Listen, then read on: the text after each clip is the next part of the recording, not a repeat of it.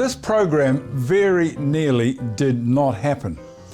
We had to call doctors, the Guinness Books of Record people, and we had a measuring tape.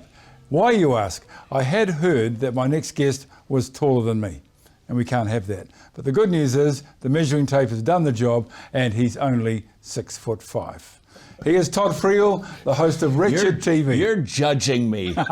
It's a no judgment zone. Oh, look, the person who's judging you is my wife, because I said I'm interviewing Todd Friel. Okay, I'm slurping my. Do you know? You didn't even pay attention. I slurped my beverage, and you didn't even bat an eye. Do you know there's actually a disorder when you hear people chewing loudly or clipping their nails? It drives you bonkers. It's in the DSM-5, the Diagnostic Statistical Manual. It's a disorder.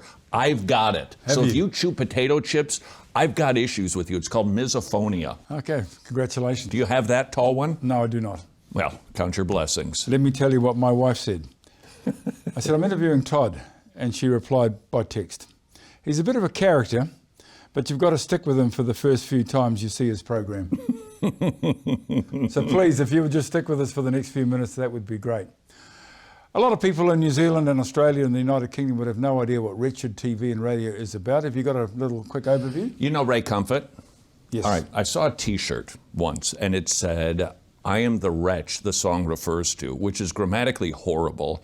It should be, I am the wretch to whom the song refers. So not only do I have like an eating sound thing, you put a preposition at the end of the sentence, and I just go bonkers. Nevertheless, I like the slogan, I'm the wretch the song refers to, from Amazing Grace, John Newton's amazing hymn.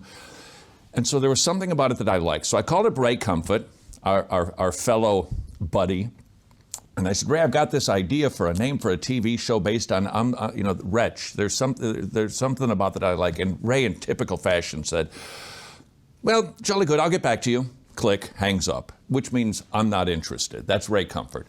2 minutes later, he calls back, Todd, I am so, this is my Australian accent. Todd, no, he's a Kiwi, he's New Zealand. In the States, we sometimes get confused. There's grace in Christianity. He said, Todd, I'm so sorry. I thought you were talking about what a cat does when it has a fur ball. I get that. You're talking about Wretched, like the song. Call it Wretched, and that was the name of the show, as in I'm the wretch the song refers to. So you're from Canada, right? You're bitter. There's some sort of tribal thing going on here, isn't there? Tell me about the television program, because when you look at it, it's kind of like, whoa, that could upset a few people, because you are a wee bit edgy in places.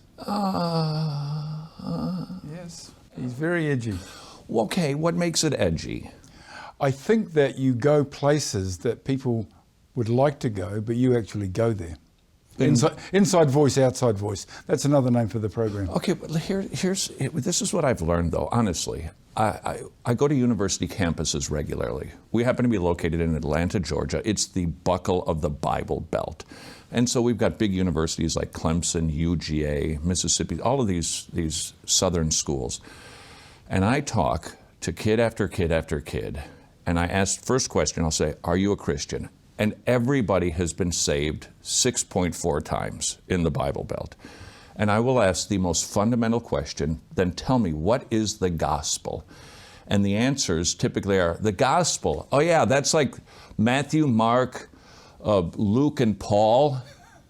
No, I think you're confusing maybe like the Beatles with the gospel writers. Those are the gospel book. But what is the good news of the gospel? They have no idea, Gary. They know nothing about the very basics of the faith. And so we try to, in a captivating way, get people's attention to go, look, this is the Christian faith. And it is better than you even know that it is. So we try to aggressively instill truth, because I fear in the Bible Belt, evangelical Christianity has become a watered-down commodity, and people don't know the basics, so we kind of get aggressive.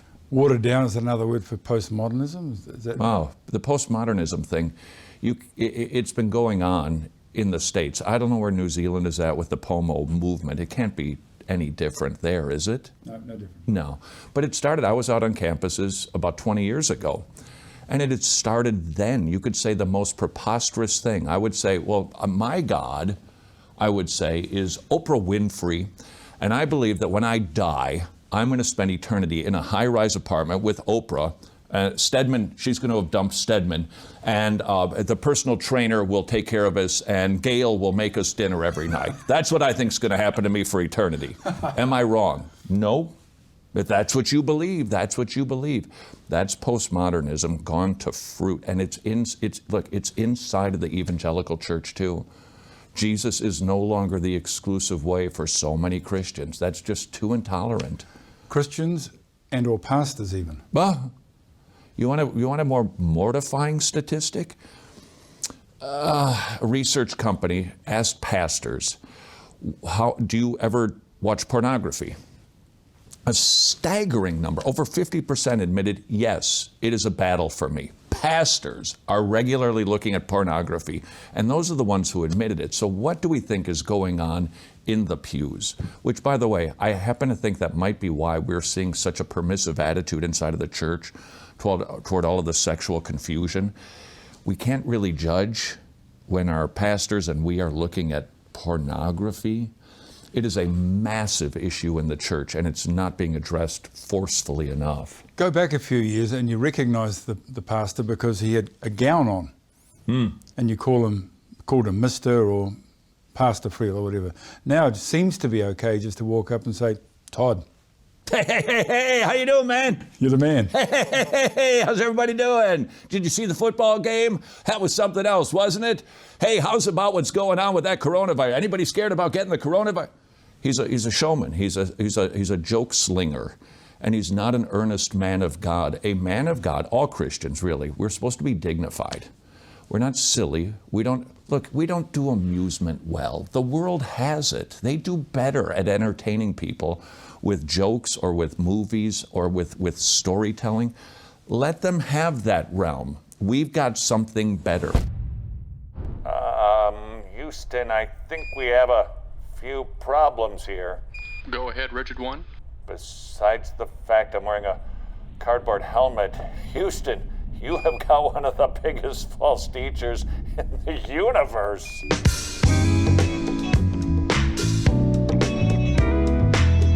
Are you kidding? He is so rich. How rich is he, Wretched One? I can see his house from here.